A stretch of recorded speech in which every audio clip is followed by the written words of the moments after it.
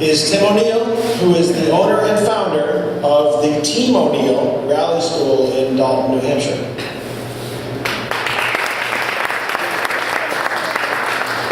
Thank you. Hi everyone, I'm going to try to keep this short and sweet. I met some of you folks earlier. We went out in the parking lot, we had some fun, we skidded around. I want to talk a little bit about skid control because it does make a big difference in this sport. I got into rally driving years ago as a mechanic and as a driver, and I evolved into rally racing and training, and now we have a very nice facility in Dalton, New Hampshire. And actually, I was going to Killington to do winter driving with a guy named Jean-Paul Luc, and he was telling me the story of back in the day, the French ski areas, they found that they lost a lot of ticket sales when it snowed that day. So they said, well, what we need to do is get a bunch of rally drivers, put them out in the parking lot, and let these people skid around and get some knowledge and confidence, and then ticket sales will go up. So that's actually how I got started, was, believe it or not, was out in the parking lot of a ski area trying to teach skiers how to drive and be confident so they dared drive to the ski area. So one of the things that I understood early on was half the part of driving is really visualizing how you're going to respond to every situation that you come across. So if you get in a situation, you're coming down a hill and you're trying to make the turn, you're trying to stop and you're trying to turn and you can't do both, well, you're going to have to decide, okay, I might have to let off the brakes and give it more steering. So there's a lot of that, doing one maneuver at a time. That is very important, and the only way to really know that is to go out and try it and experiment. One of the gentlemen today asked me, what happens if an animal steps out in front of you? You know, have you thought about if a moose, a 900-pound moose steps out in front of you, what are you going to do? Right? If you don't know, if you haven't thought about it, then you're probably going to hit the moose. Right? And it's like, let's think about that situation, and just like I did with this gentleman over here, it's like, first thing, there are moose crossing signs, and the moose crossing signs are, believe it or not for the moose. Okay? So you know, those signs are actually for you. To know that there's likely to be a moose here, and it's probably going to be late in the day, and it's probably going to be on the edge of the road where there's a wet spot. And that's where you need to slow down, right? Because the problem with moose, there's like 4 brown sticks in the road, and you're going, well, what's for the 4 brown sticks here? No, those are the moose feet, and there's a moose up there, and you need to brake hard. So by the time you actually see the moose, it's almost too late to stop. You should have been going slow anyway. What did you do? You'd let off the gas and slam on the brakes, right? Scream. Some of us, we all have our own little reactions. We don't have to get into that. Well, as soon as you realize you can't stop, you've got rid of as much speed as possible, well, you're going to have to try to steer around the animal. Well, okay, if you try to steer around the front, they're going to probably step in front. So you're better off steering around the back of the animal. In many cases, even a car, if a car pulls out in front of you, you're better off hitting the back of the car than the front of the car. So this is an example of, you know, how you should think about every different emergency situation so you're better prepared when it happens, because instinct is much quicker than thought. So if you have to think about it, you're done. If you've already thought about it, already planned it, just like skiing, just like anything you've done, please take driving serious, and please know that if you get in a situation, you're about to hit something, just look away. Look where you want to go. Because a lot of times, every time as a human, we look at something we don't want to hit. Okay, we're sliding the car sideways, and there's a big tree. We look at the tree. It's the only tree in the area. And you're looking at it. No, don't look at the tree. Look between the tree and the edge of the road, wherever you think you can put your car, and then you'll automatically steer in that direction. And as soon as you steer in that direction, you might have to let off the brake, because you realize both feet on the brake pedal screaming. Okay, stop screaming. Let off the brakes. Look where you want to go. Sometimes you even have to give it gas. None of these things are instinctive. You're not going to want to do it unless you've thought about it and pre-programmed your brain. So these are some of the little tips and advice. I think you guys have some information pamphlets here. One of the other things I like to do, and I think most people like to do the first time of the year, like we did today, you find an area, a parking lot, you go out and try it. Maybe it's your driveway. and you push on the brakes. Oh boy, ABS. If I jam on the brakes when it's really slippery, when there's a lot of snow, pushing really hard on the brakes is probably not going to be as good as if you brake more gently. So the softer the snow, the softer you brake, the earlier you brake. So you should go out and practice that. All right, you realize, terrible. Can't handle, you realize, wait a minute, I got my summer tires on. I have my all-season tires on. Okay, so as great at drivers as everybody thinks they are, you're much worse if you don't have the right tires, right? So, the all-seasons, when they're new and fresh, they work well. They're not as good as snow tires because the idea on snow tires is the grooves in the tread is shaped in such a way that it goes around and it compresses the snow and it makes the snow hard to tear away. So if you have big, deep, wide angles on your snow tires and you have a nice soft rubber compound, you have a much better chance of having your ABS working effectively because the ABS is relying on a certain level of grip. So if you have all seasons that are a year or two old, you really need to brake way earlier because the ABS is going to be way worse. So plan ahead. So the other problem that we have is people in the high center of gravity vehicles, they tend to drive a little faster because the vehicles have better grip. They go faster. You can see over everybody's head. You got that command seating position, and everything is great. You got that warm and fuzzy, I'm the king of the world thing, and then all of a sudden there's somebody stopped in front of you. This ain't good. Because physics says you're not going to be able to stop. You can go way faster than you can stop. So you can even stack double or triple your braking distance. Now you add ABS, you add old hard all-season tires, you add a 6,000-pound heavy vehicle, you're going to need a lot of room to stop. And that's where the biggest problem is. We get overconfident because vehicles nowadays can go faster than they can stop. So please be mindful of that. That's another one of the problems.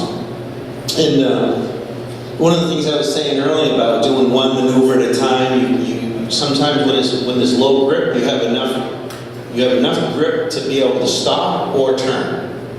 But if you're going too fast around the corner and all of a sudden there's somebody stopped in front of you, you're in a corner and you're trying to stop, it's not going to work. You got to either try to slow down or try to turn and slow down or turn. That's why we have ABS brakes. Anti-lock braking systems are designed so you can brake and turn pretty good up to a certain point, but when it's really slippery and you try at the end of your driveway that's downhill into the road, you'll find that you have to let off the brakes a little as you turn.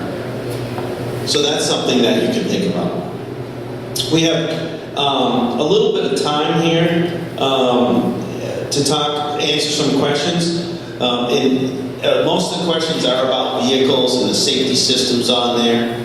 Things like traction control, anti-lock braking systems we talked about, dynamic stability control. All of these systems are put in place to make your vehicle safer. So vehicles should be safe and we shouldn't be having any crashes. So I'm not sure exactly what we went wrong because cars are safer but we still have the same number of crashes. Partially because of some stuff we talked about, but partially because people don't understand what these systems do. So anti-lock brakes or ABS keeps the wheels turning so they will never lock up. So you can brake and steer and you can do a lot more maneuvers, but they're limited on deep snow and other loose surfaces. Traction control, that keeps the tires from spinning. If you look on your dash, you have a little tire with a little spinny little thing coming out of the bottom. That's traction control. That works with ABS, that works with dynamic stability, and traction control is really good for situations where you're in a corner and you accelerate too much and you don't want to have wheels spin in a corner.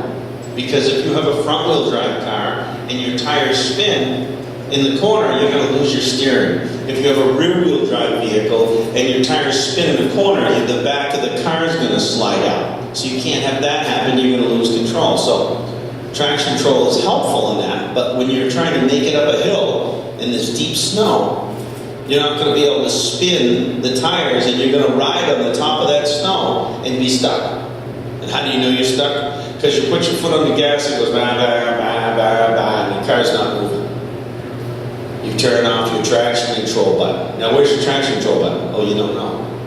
Well, you're on the side of the hill, and there's cars coming down the hill, and they're going up the hill, and you're there opening your glove box, flip the page. No, the back is where the index is. No, kind of table of contents. What am I looking for again? Yeah, don't be that guy. Find out where the button, shut the traction control is off. So when you see that steep hill and you see the 6 inches of snow and you go, south, this ain't good. Push the little button, get a little spinny going, and don't be the guy. What about dynamic stability? That's another one that makes the car safer, keeps you from getting into a skid. So we know there are 5 different types of skids. Turning, losing your steering is called understeer. That's the most common one that people have on now modern cars. The other one that scared a lot of people back in the day was the oversteer, which is when the back end of the car loses grip and the car's sideways. That's the part I like. That's my drug of choice. I love oversteer. I like being sideways.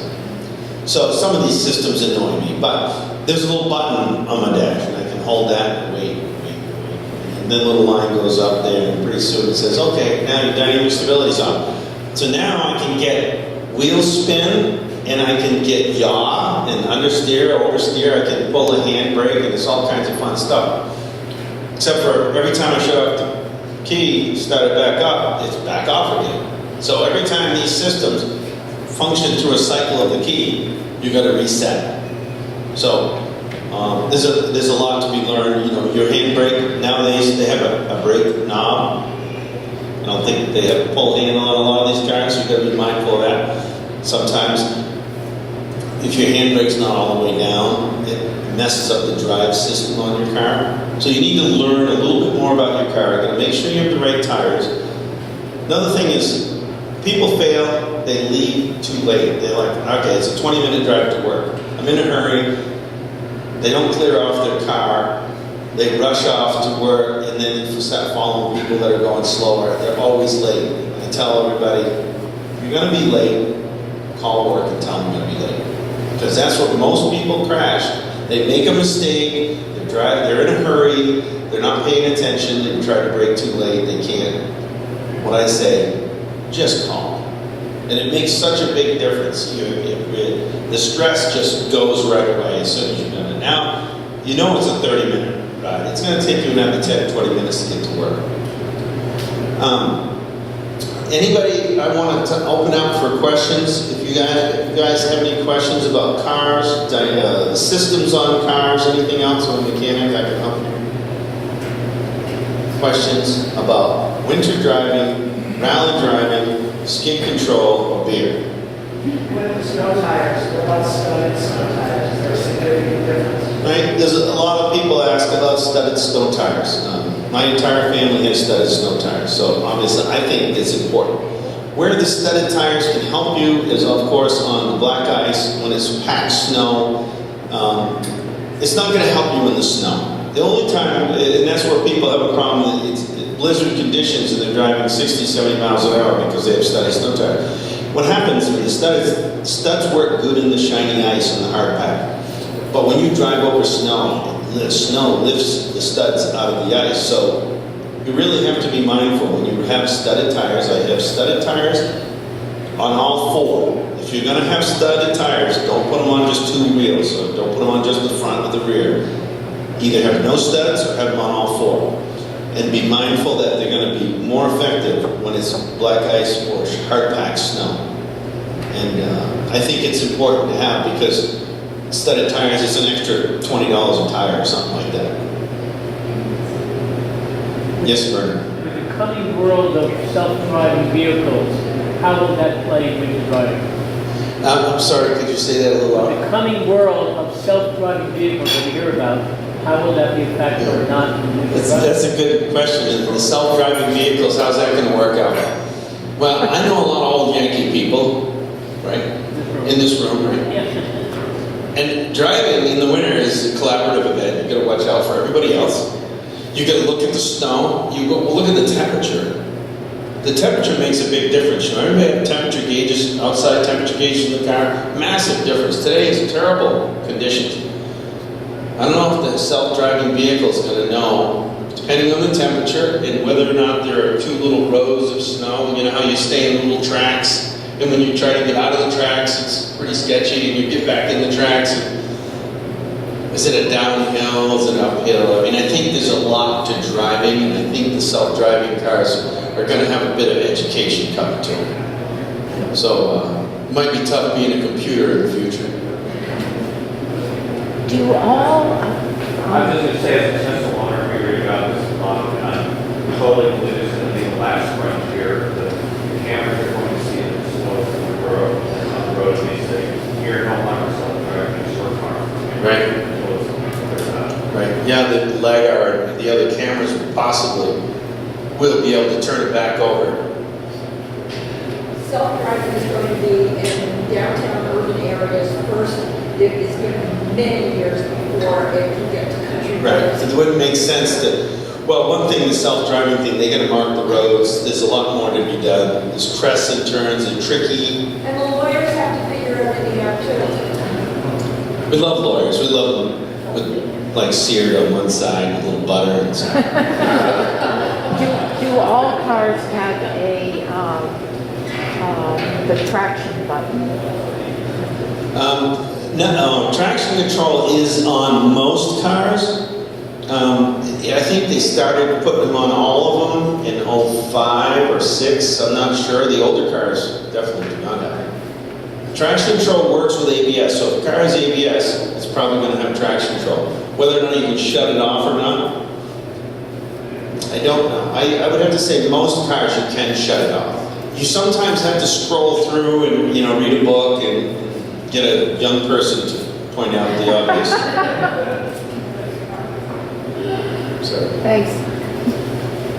What do we say to the minivan driving family that says, oh, I was going to go to the resort this weekend, I was going to go skiing, but it's snowing. I don't know if I want to drive to the resort now because it's snowing out. Well, that's what I was saying earlier, that it was, that's what I used to do, teach people so they felt more confident. I know, it's like, if it's not snowing, I'm going skiing. It's like, that doesn't make any sense. I shouldn't ski in the grass. Get somebody else to drive. I mean, get training, that's what I say. And remember, this training isn't necessarily, physical training is very important.